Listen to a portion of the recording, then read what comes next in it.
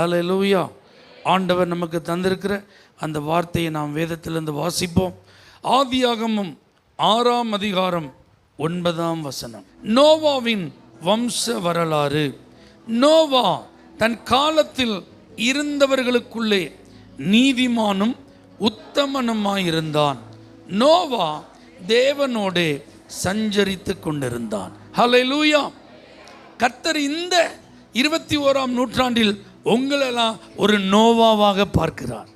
இந்த காலத்தில் வாழ்ந்து கொண்டிருக்கிறவர்களுக்குள்ளே என் பிள்ளை ஒரு நோவா அப்படின்னு உங்களை என்னை கர்த்தர் எல்லாருக்கும் இதை மாதிரி சொல்ல விரும்புகிறார். அவங்க காலத்தில் வாழ்ந்ததில் அவங்க தான் நீதிமான், அவங்க தான் உத்தமர் அப்படின்னு சொல்லி நமக்கு ஒரு அடையாளத்தை கர்த்தர் கொடுக்க விரும்புகிறார். நீங்கள் நல்லா புரிஞ்சுக்கோங்க, இந்த நோவா வாழ்ந்த காலம் ஒரு இருண்ட காலம். ஆமென். அவங்க அப்பா ஒரு பெரிய எதிர்பார்ப்போடு இருந்ததை வசனம் சொல்லுது பாருங்களேன். 5ஆம் அதிகாரம் 28வது வசனத்தில் சொல்லுது, லாமேக்கு 182 வயதான போது ஒரு குமாரனை பெற்றார். ஒரு பையனை பெற்று அவர் சொல்றாரு, கர்த்தர் சபித்த பூமியிலே நமக்கு உண்டான வேலையிலும் நம்முடைய கைகளின் பிரயாசத்திலும் இவன் நம்மை தேற்றுவான் என்று சொல்லி அவனுக்கு நோவா என்று பெயரிட்டான். அல்லேலூயா. அப்போ அந்த டைம் டியூரேஷனில் இந்த பூமி எப்படி இருந்தது? சபிக்கப்பட்டு போயிருந்தது. சபிக்கப்பட்டது மாத்திரமல்ல, அவங்களாம் கஷ்டப்பட்டு வேலை செய்கிறாங்க, அவங்க அதிகமாக பிரயாசப்படுறாங்க. ஆனால் அவங்க மனதில் ஒரு சலிப்பு இருந்து கொண்டே இருந்தது. ஒரு நிறைவு இல்லை, ஒரு திருப்தி இல்லை. இவ்வளோ உழைத்திருக்கிறோம் அப்படின்னா அதுக்குரிய பலனை பெறும்போது தானே சந்தோஷம் இருக்கும். ஆனால் அப்படி ஒரு சாட்டிஸ்ஃபேக்ஷன் இல்லை. அதனால் அவங்க அப்பா இந்த நோவா பிறக்கும் போதே இவன் நம்ம என்ன செய்வான், தேற்றுவான் அப்படின்னு சொல்லி ஒரு எதிர்பார்ப்போடு குழந்தையாவே அவனை பார்க்குறார். ஆமேன். இவன் பெருசாக வளர்ந்து ஆளாகி திறமையாக உற்சாகமாக ஓடி உழைக்கும் போது இந்த வார்த்தையை அவங்க அப்பா சொல்லலை. பச்சிலம் குழந்தையா முத பிறந்த உடனே அந்த பிள்ளையை பார்த்து சொல்கிறார். ஆமேன். சொல்லுங்கள் பார்க்கலாம். எப்படி இருக்கும் அவருடைய எதிர்பார்ப்பு பார்த்தீங்களா? அந்த அப்பாவுக்கு அந்த குழந்தைய பார்க்கும்போது, இந்த குழந்தை எது வரைக்கும் படிக்கணும்னு நீங்கள் பெற்ற உடனே முதல் நாளில் உங்கள் பிள்ளையை பற்றி உங்களுக்கு ஏதாவது திங்கிங் வந்திருக்குமா? இந்த பிள்ளை என்ன ப்ரொஃபஷனில் இருக்கும் அப்படிங்கிறத நீங்கள் எதையாவது யோசித்திருப்பீர்களா? அப்படிலாம் யோசிச்சிருக்கிறதுக்கு என்ன இல்லை, வாய்ப்பே இல்லை. அப்போ பாருங்கள், இந்த குழந்தைய இந்த தகப்பன் பார்க்கும்போதே ஒரு எதிர்பார்ப்பு இருக்குது பாருங்கள். இந்த பிள்ளையால் நான் தேற்றப்படுவேன், இந்த பிள்ளையால் என் பிரயாசத்திற்கு ஒரு பலன் வரும், இந்த பிள்ளையால் இந்த சாபம் நிறைஞ்ச இந்த பூமியில் எனக்கு ஒரு நிம்மதி இருக்கும். ஆமென். இப்படி தான் கர்த்தர் உங்களை அடையாளப்படுத்த விரும்புகிறார். உங்களை பார்க்கும்போதே உங்கள் குடும்பத்தில் உள்ளவங்களுக்கு ஒரு தைரியம் வரணும். உங்களை பார்க்கும்போதே உங்கள் குடும்பத்தில் உங்களை எதிர்பார்க்கிறவங்களுக்கு ஒரு நிச்சயம் வரணும். இந்த பிள்ளை நிமித்தம் நான் மகிழ்ச்சியாக இருப்பேன், என் கணவர் நிமித்தம் எனக்கு ஒரு பிரச்சனையும் இல்லை, எனக்கு சந்தோஷம்தான், என் மனைவி நிமித்தம் எனக்கு ஆறுதல் தான். ஆமென். என் பிள்ளை நிமித்தம் எனக்கு ஒரு நல்ல எதிர்காலத்தை கர்த்தர் வச்சிருக்கிறார். இப்படித்தான் கர்த்தர் உங்களெல்லாம் அடையாளப்படுத்த விரும்புகிறார். ஆனால் அப்போ பூமி எப்படி இருந்தது? எந்த ஹோப்பு கிடையாதுங்க. அந்த பூமியில் வெளிச்சத்திற்கான ஆசீர்வாதத்திற்கான ஒரு வழியே இல்லாத ஒரு நிலைமை. ஆனால் அவங்க அப்பா வெளியில் இருக்கிற பிள்ளைகள் எப்படி இருக்காங்களோ தெரியாது, மற்ற வீட்டில் பிறந்த பிள்ளைகள் எப்படி இருப்பாங்களோ அது எனக்கு தெரியாது. ஆனால் கர்த்தர் எனக்கு கொடுத்த என் பிள்ளை என்னை தேற்றுவான். ஆமென். சொல்லுங்கள். அது மாதிரி தான் நான் இன்றைக்கி உங்களெல்லாம் பார்த்து சொல்கிறேன், உங்கள் பக்கத்து வீட்டில் இருக்கிறவங்க எப்படி இருக்காங்கன்னு நமக்கு தெரியாது, அது வேண்டாம். ஆனால் நாம் எப்படி இருக்கணுங்கிறத நம்முடைய தேவன் எதிர்பார்க்கிறார். நம்ம ஆறுதலின் பிள்ளைகளாக இருக்கணும், சமாதானத்திற்கு காரணர்களாக இருக்கணும், ஆசீர்வாதத்தின் வாய்க்கால்களாக நாம் இருக்கணும், அநேகருக்கு தேறுதல் உண்டாக்குகிறவர்களாக இருக்கணும், அநேகர் நம் நிமித்தம் நம்பிக்கை உடையவர்களாக மாறணும். கர்த்தர் அப்படி தான் உங்களை மாற்ற விரும்புகிறார். ஆமென். இது இவர் பிறக்கும் போது. ஆனால் இப்போ இவர் வளர்ந்து ஆளாகிறார். இவர் வளர்ந்து ஆளாகும்போது 5ஆம் அதிகாரம் 32வது வசனம் சொல்லுது, இப்போ நோவாவுக்கு 500 வயசு. நோவாவுக்கு எத்தனை வயசு? 500 வயசு. அவருக்கு 3 பிள்ளைகள். அந்த பிள்ளைகளுடைய பேரையும் பைபிள் ஆண்டவர் சேம் காம் யாப்பேத்துன்னு எழுதி வச்சுட்டார். ஆனால் 6ஆம் அதிகாரத்தில் இந்த பூமியில் உள்ள இந்த சூழ்நிலைகளெல்லாம் கர்த்தர் எழுதி வச்சிருக்கிறார். ரொம்ப வேதனையாக எழுதி வச்சிருக்கிறார். ஆமென் சொல்லுங்க பார்க்கலாம். 12ஆம் வசனத்தை பாருங்களேன். தேவன் பூமியை பார்த்தார். பூமி எப்படி இருந்தது? அது சீர்கெட்டதாக இருந்தது.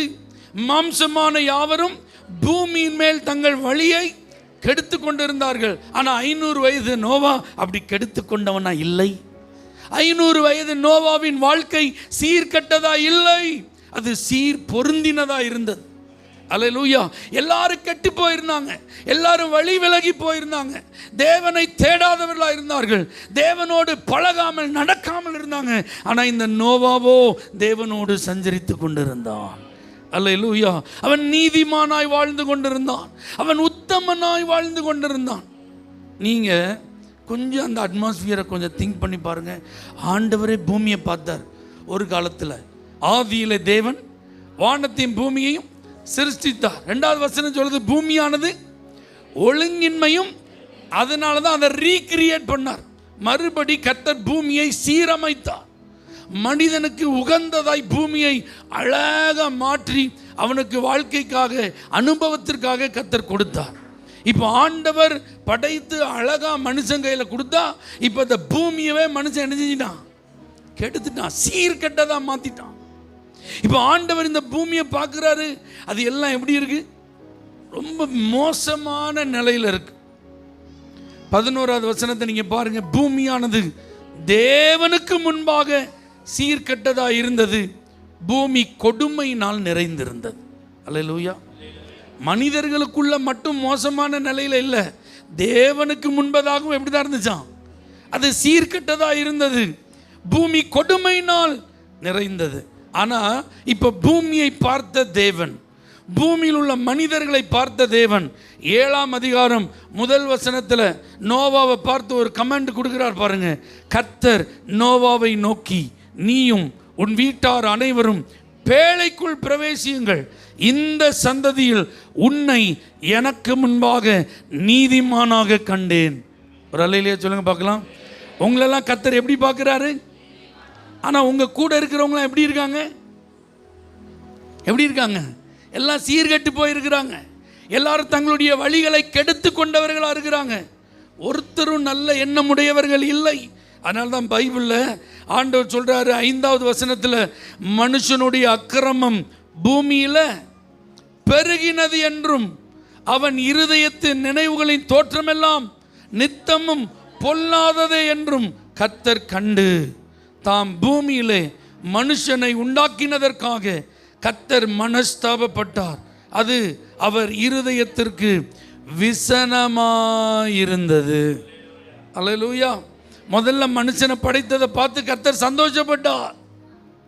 அவன் தனிமையாக இருப்பது நல்லதல்லன்னு சொல்லி அவனுக்கு ஒரு ஏற்ற துணையை கொடுத்து இன்னும் சந்தோஷப்பட்டார். அவர்களை ஆசீர்வதித்து நீங்கள் பலுகி பெருகி இந்த பூமியை நிரப்புங்கள், ஆண்டு கொள்ளுங்கள் என்று மனதார ஆசீர்வதித்தார். இப்போ அந்த மனது விசனப்படுகிறது, அந்த மனது வேதனைப்படுகிறது. நான் ஏன் இந்த பூமியில் மனுஷனை படைத்தேன்? இப்போ பாருங்க, கர்த்தர் மனுஷனை படைக்கும்போது சும்மா படைக்கல, தமது சாயலாகவும் தமது ரூபத்தின்படி தான் படைத்தார். அவருடைய நல்ல சுபாவங்களையும் நல்ல பண்புகளையும் ஆண்டவர் மனுஷனுக்கு கொடுத்து தான் படைத்தார். ஆனால் இப்போ அவன் நினைப்புலாம் எப்படி மாறிட்டு, அவனுடைய இருதயத்தின் எண்ணமெல்லாம் எப்படி மாறிட்டு, அவனுடைய வாழ்வின் நடக்கைகள் எல்லாம் எப்படி மாறிட்டு, எல்லாம் தேவனுக்கு விரோதமாக மாறிட்டு. நீங்கள் கொஞ்சம் கற்பனை செஞ்சு பாருங்கள், முற்றிலும் ஒரிஜினலாக இருக்கிறது அப்படியே கரப்ட் ஆகிட்டுனா எப்படி? ஒரிஜினல் டூப்ளிகேட் கரப்ட் ஆகிட்டுனா ஓகே, அப்படிதானே? அது டூப்ளிகேட், அது அவ்வளோதான். ஆனால் இது ஃபுல்லாக ஒரிஜினல், தேவனே உண்டாக்கினது, தேவன் தம்முடைய சாயலாகவே படைத்தது, தம்முடைய ரூபத்தின்படியே உண்டாக்கினது. ஆனால் இப்போ முற்றிலும் கரை படிந்து போனது, முற்றிலும் கரைப்பட்டுட்டு. அப்படின்னா அதுக்கு காரணம் என்ன? இந்த பென் ட்ரைவ்லாம் யூஸ் பண்ணுறாங்க பார்த்தீங்களா, அதில் நிறைய டேட்டாஸை ஸ்டோர் பண்ணி சேவ் பண்ணி வச்சுருப்பாங்க. அதை கொண்டு போய் எல்லா இடத்துலையும் என்ன செய்யக்கூடாது, எல்லா சிஸ்டம்லேயும் சொருகக்கூடாது. ஏன்னா சில சிஸ்டம்ஸில் என்ன இருக்கும், வைரஸ் இருக்கும். அவங்க அதற்கு அந்த வைரஸ்க்கு டிடெக்ட் பண்ணுறதுக்கான இது இல்லாமல் இருந்தாங்க அப்படின்னா அதில் கொண்டு போய் இதை சொருவிட்டால் என்ன ஆகி போயிடும், கரப்ட் ஆயிரும் பார்த்தீங்களா. அந்த வைரஸினுடைய தாக்கம் அதில் வந்துடும் பார்த்தீங்களா? இதை மாதிரி தான் ஒரு பழுதும் இல்லாமல் தேவனுடைய சாயலில் படைக்கப்பட்ட, தேவனுடைய ரூபத்தின்படி படைக்கப்பட்ட மனிதன் தான் துணிகரமாக சில தவறான செய்கைகளிலே ஈடுபட ஆரம்பித்தான். தேவன் விரும்பாத காரியங்களை அவன் செய்ய ஆரம்பித்தான். இப்போ ஏன் பாஸ்டர் இதெல்லாம் எங்கள்கிட்ட சொல்லிட்டு இருக்கீங்க அப்படின்னு நீங்கள் யோசிச்சிங்கன்னா, பைபிளில் வாசிக்கிறோம், மனுஷகுமாரன் வரும்போது நோவாவின் நாட்களில் என்ன நடந்ததோ அதே தான் நடக்கும். அல்லேலூயா. அப்போ நோவாவின் நாட்களில் மனிதர்கள் எப்படி இருந்தாங்க? தங்களுடைய வழிகளை கெடுத்து கொண்டிருந்தார்கள். அதை மாதிரி தான் இப்பவும் மனிதர்கள் தங்களுடைய வழிகளை கெடுத்து கொண்டிருக்கிறார்கள். பூமி சீர்கெட்டதாக இருந்தது, அதை போல தான் இன்னைக்கு பூமி எப்படி இருக்கு சொல்லுங்க? சீர்கெட்டதாக இருக்கு. இந்த பூமியில் நடக்கிற அருவருப்பான காரியங்களெல்லாம் நீங்கள் திரும்பி பாருங்க. ஒரு மனுஷனால் இதெல்லாம் எப்படி செய்ய முடியும் அப்படின்னா நமக்கு அது ரொம்ப கேள்விக்குறியாக இருக்குது. அப்படிதானா?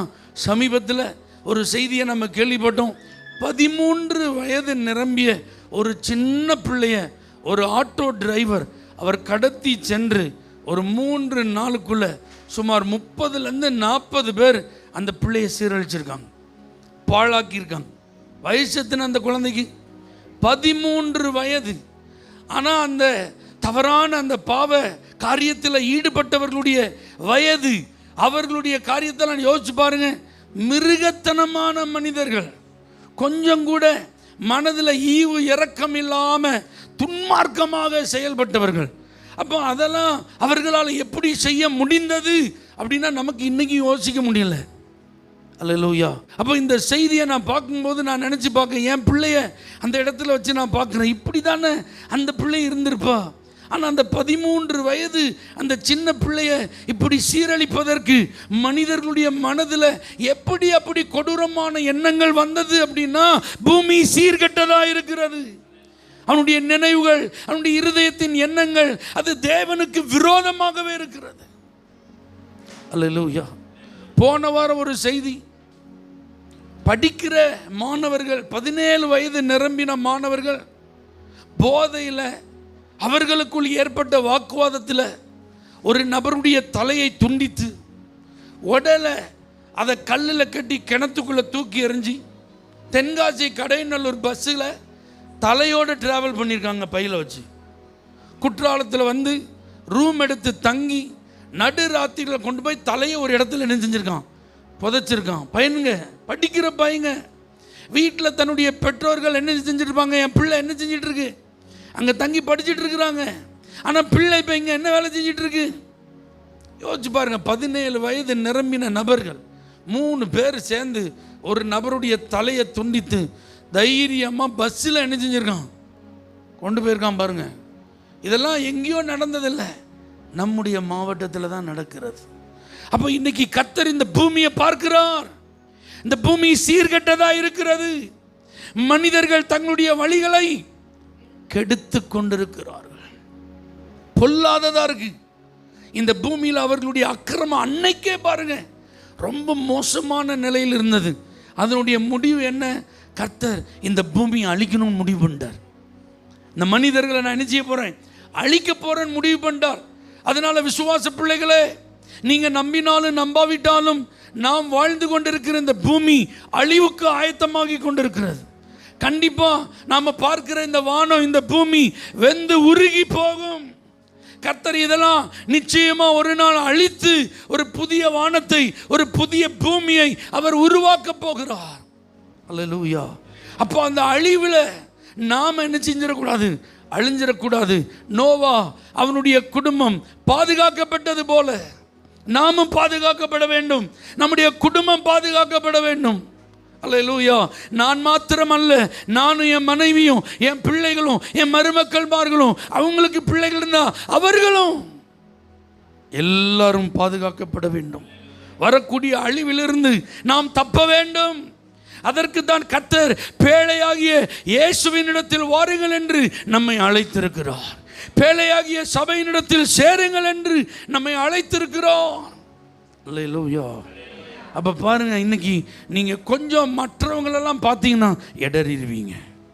அவங்களே இப்படி இருக்காங்களே, இவங்களே இப்படி இருக்கிறாங்களே, எனக்கு முன்னாடி ரட்சிக்கப்பட்டவங்களே இப்படி இருக்கிறாங்களே, ஊழியம் செய்கிறவங்களே இப்படி இருக்கிறாங்களே, இந்த மாதிரிலாம் நீங்கள் மற்றவர்களை நீங்கள் பார்ப்பீர்களானால் உங்கள் ரட்சிப்பை நீங்கள் என்ன செஞ்சிருவீங்க? இழந்துருவீங்க. அல்லேலூயா. ஆனால் இப்போ நாம் மற்றவர்களை பார்க்கிற ஒரு இடத்துல இல்லை. நோவா தன் காலத்தில் வாழ்ந்தவர்களுக்குள்ளே அவன் நீதிமானும் உத்தமனுமாக இருந்தான். நோவா தேவனோடு சஞ்சரித்து கொண்டிருந்தான். அல்லேலூயா. நான் இடறுவதற்கு இன்னொரு நபரை நான் காரணம் சொல்லக்கூடாது. ஆமீன் சொல்லுங்க பார்க்கலாம். இவங்களால தான் நான் இப்படி பண்ணிட்டேன். நோ, அதை தேவன் ஒருபோது என்ன செய்ய மாட்டார்? ஏற்றுக்கொள்ள மாட்டார். ஏன்னா அவருடைய ஆத்மாவுக்கு நம்ம என்ன செய்ய வேண்டும்? உத்தரவாதம் சொல்லியே ஆக வேண்டும். என்னுடைய வீழ்ச்சிக்கு இன்னொருத்தரை நான் காரணம் சொன்னால் அது ஒரு நாளும் ஏற்றுக்கொள்ளப்பட மாட்டாது. ஆகவே தேவனுடைய பிள்ளைகளை, இன்றைக்கு நாம் நம்முடைய வழிகளை சீர்தூக்கி பார்க்க வேண்டிய கடைசி நிமிடத்தில் இருக்கிறோம். அல்லேலூயா. உங்களை குறித்தும் என்னை குறித்தும் ஆண்டவர் சொல்ல முடியுமா? இவர்கள் இந்த 21ஆம் நூற்றாண்டில் வாழ்ந்து கொண்டிருக்கிற நீதிமான்கள், இந்த தலைமுறையில் இவர்கள் உத்தமர்கள். எல்லாரும் அவரவர் தங்களுடைய வேலைகளிலே, தங்களுடைய காரியங்களிலே கண்ணும் கருத்துமாக இருக்கும்போது இவர்கள் என்னோடு சஞ்சரிப்பதிலே கவனமாக இருக்கிறார்கள். அல்லேலூயா. எத்தனை பேர் நீதிமானாக இருப்பதற்கு, உத்தம வாழ்க்கைக்கு, தேவனோடு சஞ்சரிப்பதற்கு உங்கள் அர்ப்பணிக்கிறீர்கள்? ஒரு நிமிஷம் கண்களை மூடி உங்கள் வலது கரத்தை உயர்த்தி, நோவாவை போல இந்த பூமியை நீங்கள் பார்க்கும்போது அது சீர்கெட்டதாக இருக்கலாம். மனிதர்கள் தங்களுடைய வழிகளை கெடுத்து கொண்டு இருக்கலாம். எல்லாரும் பொல்லாதவர்களாக இருக்கலாம். அவர்களுடைய எண்ணங்கள், நினைவுகள் உமக்கு விரோதமாக இருக்கலாம். ஆனால் என் நினைவுகளும் என் வழிகளும் அப்படி இருக்கக்கூடாது ஆண்டவரே. அது உமக்கு பிரியமாக இருக்குன்னு ஆண்டவரே. என்னுடைய வழிகள் உம்முடைய வழிகளோடு இணைந்ததாக இருக்குன்னு ஆண்டவரே. உம்மோடு நான் உறவாடணும் ஆண்டவரே. நோவாவை போல நீதிமான்களாய், உத்தமர்களாய், உம்மோடு சஞ்சரிக்கிறவர்களாய் வாழ்வதற்கென்று எங்களை அர்ப்பணிக்கிறோம். இயேசுவின் நாமத்தில் பிதாவே. For prayer contact, Pastor J. Kumar, El Shaddai Ministries, 9500252586, Surandai.